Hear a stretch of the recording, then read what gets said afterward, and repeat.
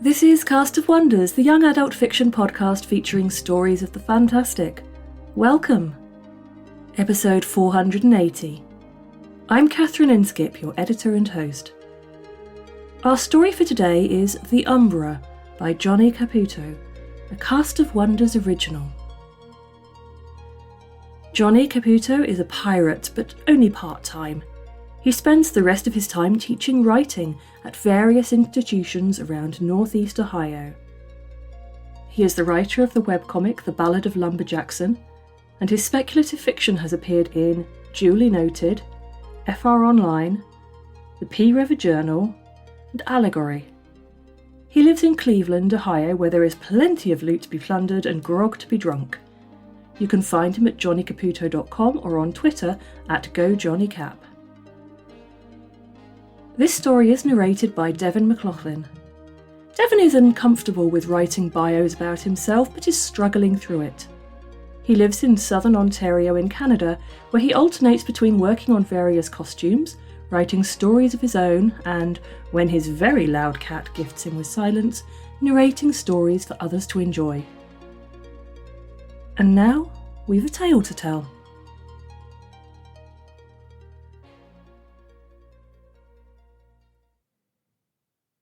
The Umbra by Johnny Caputo. The Umbra glided from rooftop to rooftop, his footing sure and light. The soles of his boots made no sound as he bounded from shingle to snowy shingle because he was silence incarnate, justice in the night. The keepers, oblivious in their cushy, heated houses below, were too busy stuffing their gluttonous faces or resting their slothful heads to be aware of his presence. But soon enough, they would know the terror the darkness brings. The Umbra would teach them the true definition of justice. He would make them feel the wrath of... Dave stubbed his toe on a snow-covered rooftop skylight. He took a tumble and nearly cracked his head against the gravel. Luckily, he wasn't going nearly as fast as he would have liked to imagine, so he managed to get his arms underneath him to soften the blow. He sat there for a terrible, silent moment, feeling the full sting of his mishap in both his hands and his pride. A soft and sarcastic electronic voice came from Elsie, the cell phone-like device in Dave's pocket. "Real smooth," she said. "Shut up," Dave replied. "On all the runs your dad and I did together, I never saw him slip. Not once. It's icy up here. Maybe if you weren't so busy doing voiceovers in your head, you could focus on important things, like walking." I wasn't... "We both know you were. You get that stupid hitch in your breath when you get all excited with your internal monologues. My mic could pick it up from a mile away." The Umbra seethed at Elsie. He would do the voiceover thing if he damn well pleased. He was the Umbra now, and he would continue his father's legacy, but more importantly, he would make the keepers pay for locking his father up. He would siphon every last watt from their miserable... "There it is again," Elsie said, and she made a wheezing sound to mock him. "Could you please just get the juice so we can get back to your mom and Frankie? There's supposed to be another superstorm tonight, and they don't need to find you frozen to death under 1.5 feet of snow." Dave grumbled and proceeded over to the solar panel array on the far side of the roof. Every adult Dave knew hated the ever-present snow, but Frankie couldn't love the stuff more.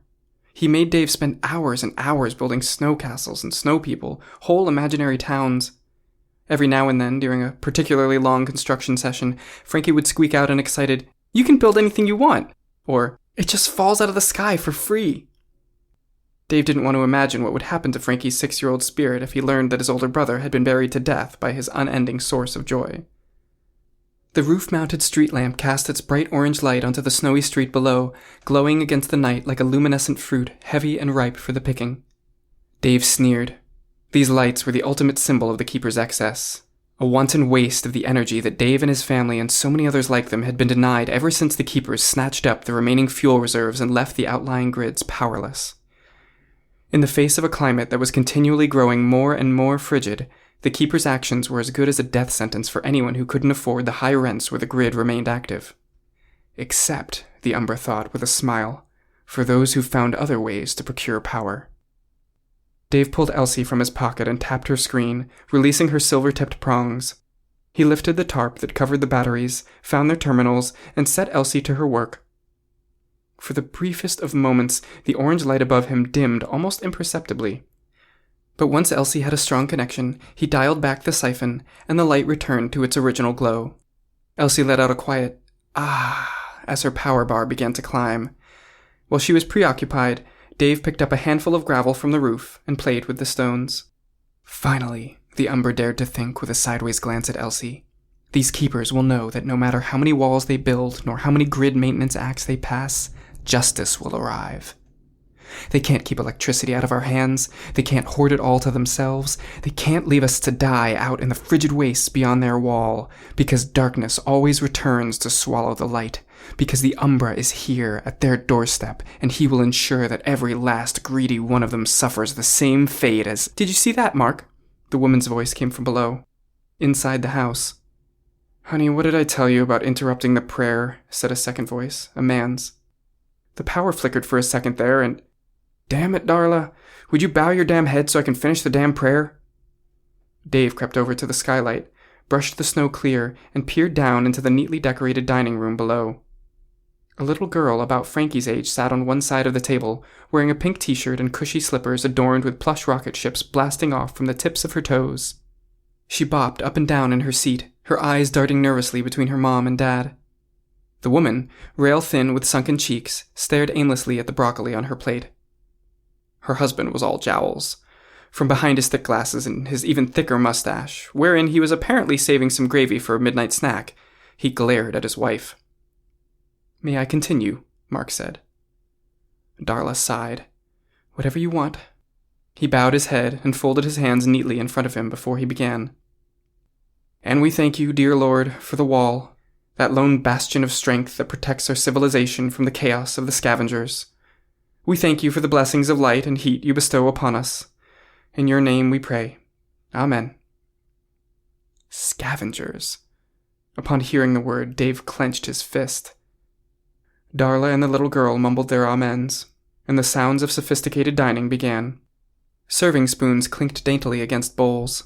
Mark's voice rose a gentle octave when he asked his wife to, "Please pass the gravy, dearest."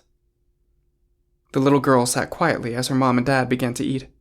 Her forehead was wrinkled, and she appeared to be mulling over some all-important question. Finally, she said, "Daddy, how does Santa know which houses to go to?" "The light, sweetie pie," Mark said, through a mouthful of ham. "The big orange one up on the roof. When he sees the light is on, he knows he has to stop because a good little girl or boy lives in that house." "But what about the boys and girls on the other side of the wall?" "What about them?" "There's no lights out there. Does Santa bring them presents?" Mark shook his head.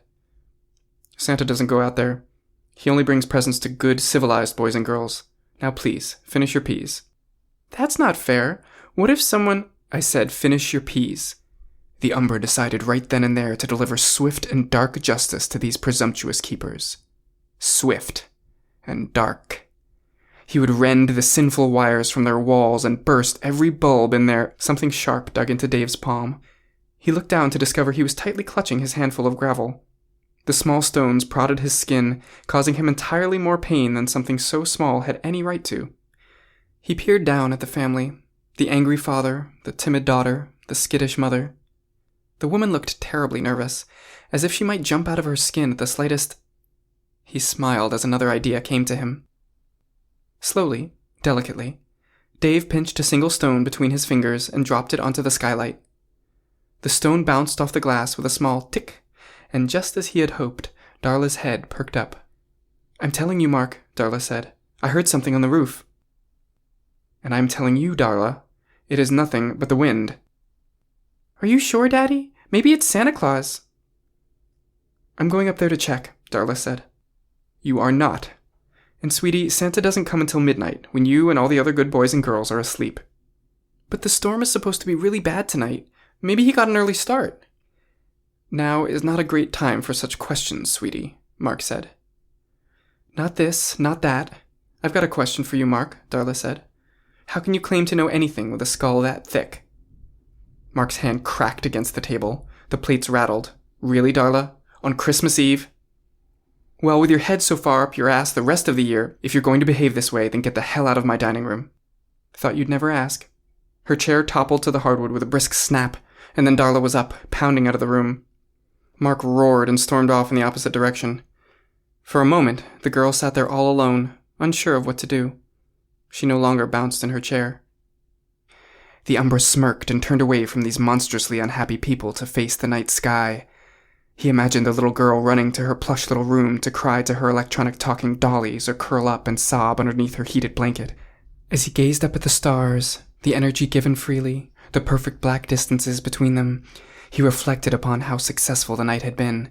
Not only had he siphoned enough juice to fully power Mom's solstice party and possibly play a movie for Frankie, but he had taught this twisted little family a valuable lesson about— "Shh!" Elsie said from her place on the battery. "You hear that?" Thumping came from below, rising higher and closer. Footsteps on the stairs to the roof.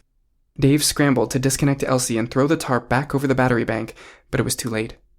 A terrible yellow light spilled from the doorway, tainting the moonlit darkness with the glaring jaundice of the hallway light. The Umbra reached for his knife. He wasn't going to jail. He couldn't do that to Mom and Frankie. He would fight, and if he had to, he would— Who are you?" a small voice said. The door creaked closed and the terrible yellow light disappeared. The little girl stood alone on the roof, wearing only her pink t-shirt, blue pajama bottoms, and the slippers with the plush rocket ships. No coat, no hat, no gloves. "Say something, dummy," Elsie whispered. I'm Santa Claus," Dave said, lowering his voice. The little girl's eyes narrowed. She looked Dave up and down, considering his dark jeans and black hoodie. "But you don't look like Santa," she said. "Got you there," Elsie whispered again. "Shut up," Dave hissed. I'm sorry," the little girl said, shrinking away. "No, not you," Dave said. "I was talking to my helper." "An elf?" "Something like that." "But Santa's helpers are all elves." "Well, you see, the thing is—" "Okay, fine, you caught me. I'm not really Santa Claus." "You're not?" The girl's face wrinkled in disappointment. Dave shook his head. "But I do work for him." "Are you an elf?" "Hell no, I ain't no— no. I'm a person, just like you." "But Santa only hires elves." "No, he hires all kinds of people. I live not too far from here, so once a year Santa pays me to deliver all the presents to this neighborhood." "But Daddy said Santa delivers all of the presents himself." "Sorry, kid. Reality's just a little bit more complicated than that." She looked at him like she was working out some big problem in her head. After a long moment, she said, "Are those our presents in your bag?" "These?" Dave began to slump the backpack off his shoulders to find something to appease this little girl, a jumper cable or a half-filled battery, but before he could even unzip the bag, the girl grabbed his wrist in her warm, gentle hand and shook her head. "I don't think any of us have been good enough this year," she said. The Umbra did not know what to say to this vile keeper girl, this pup of pestilence, this spawn of greed and— "Do you deliver presents to boys and girls on the other side of the wall?" the girl asked. Yeah, I do." She smiled. "I knew it." Then she bent down and took off her rocket ship slippers, and she handed them to Dave. The snow crunched beneath her bare toes. "Can you take these to some good little boy or girl? I hear it gets pretty cold out there." Dave stared down at the fuzzy rocket ships in his hands. Frankie would love them. "Yeah, I think I can do that," Dave said slowly. "Thanks," the little girl said. She turned and walked barefoot in the snow over to the solar panel rig and stood beneath the glowing orange globe for a brief moment. Then, suddenly and decisively, she flicked the switch and watched the light extinguish. She ran back to the door, and the puke-yellow light spewed onto the roof again. "Stay warm tonight," she said as she stood in the doorway. Dave barely managed a small wave before the girl closed the door and was gone, leaving him alone in the moonlit darkness, staring out at the sea of 1,000 glowing orbs, all of them burning frivolously in the night, all but one. "How about that?" Elsie said. But Dave didn't respond. Rocket slippers in hand, he gazed up at the sky, looked to the stars, and for a long while, longer than he had any right to, wondered what it was about Santa Claus. This holiday season, many of us will be seeing family. Perhaps family that we've not seen in many months or even years. Others will be forced to stay at a distance from our loved ones. The COVID pandemic is still with us. At the time of recording this, it's not clear exactly what the impact of the Omicron variant will be like. What is clear is that the healthcare inequalities that plague our world are a problem for all of us. Hoarding resources, wealth, energy, education, vaccines, is immediately damaging for those who go without and creates fresh problems for privileged and underprivileged alike. At this time of year, consumerism and charity often go hand in hand. There is a drive to make our festivities special, to fulfill materialistic expectations. Charitable giving can become performative. People argue over the true meanings of the season. I don't have answers for this. Magic and meaning aren't always where we expect or look for them anyway. My own children are now at an age where they have a more adult interpretation of our family festivities. I expect they'll both be helping me put the presents under the tree this year. So we'll be building new magic, new memories. I hope that all of you find magic, warmth, and light this season. Share it however you can. Join us again soon. We love bringing you the best audio fiction week after week, but we can't do it without your support. Your donations pay our authors, our narrators, our servers, and our staff. Please consider supporting us with a monthly donation through either PayPal or Patreon.